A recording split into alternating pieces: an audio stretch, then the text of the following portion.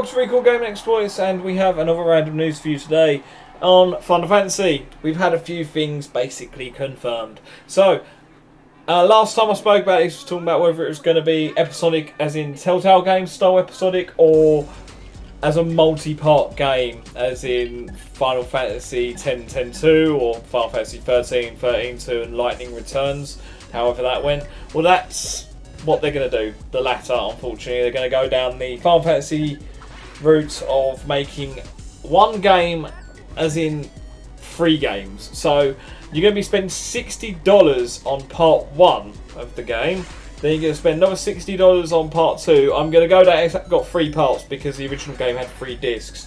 So that's, let's see, $120. And then the third game you'll have to spend another $60 on. So that will be $180 total. I'm doing this in American currency because that's the most common used, I guess. So yeah, you're looking at about, you're looking at like 165, 170 pounds or $180 to get the full Final Fantasy VII experience that we had 20 years ago for about £35. Now, yeah, Yoshinori sorry if I pronounced this wrong. Yoshinori Kitase, director and the original producer of the remake, basically said this in an interview. One thing that we wanted to be clear about during this weekend to accompany the new trailer was the scale of this project. We want to tell you this now and not in the future so that you'd share our vision of what we want to deliver. The biggest reason why we haven't done a remake until now is because it's a massive undertaking to reconstruct Final Fantasy VII from the ground up with the current technology. Producing a proper HD remake of Final Fantasy VII that maintains the same feeling density of the original would result in a volume of content that couldn't possibly fit into one installment. So that basically means that there's going to be multiple games, and like I say, I'm going under the assumption that it's going to be 3 games, 3 full price titles that are sold separately. Yeah, I'm not too pleased with that, considering that all I really wanted from a Final Fantasy VII remake is essentially the game we had back in the day, just with a fucking facelift. Really, I don't necessarily want extra content. I don't necessarily want to explore more of Midgar.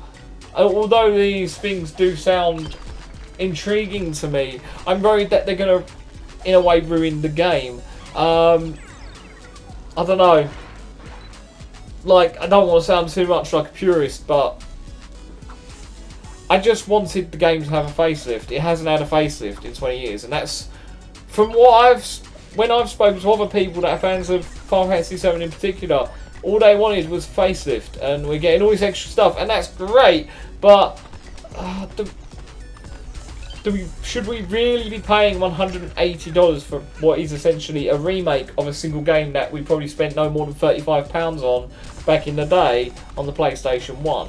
I know production costs have gone up. I know the game was going to cost more than £35 now.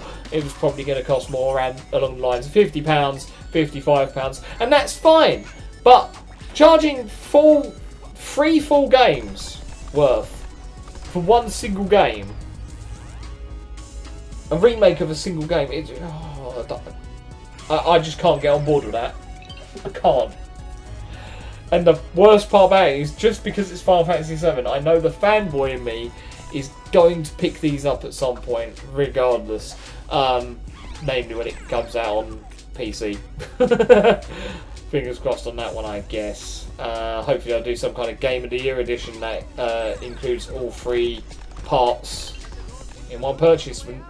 You know, never know, it might happen. Might happen, probably won't. Might happen. But anyway, certainly very expensive. Thank you for watching Recall Gaming Exploits. That's the name of the channel, so as you do, and I will see you soon. Goodbye.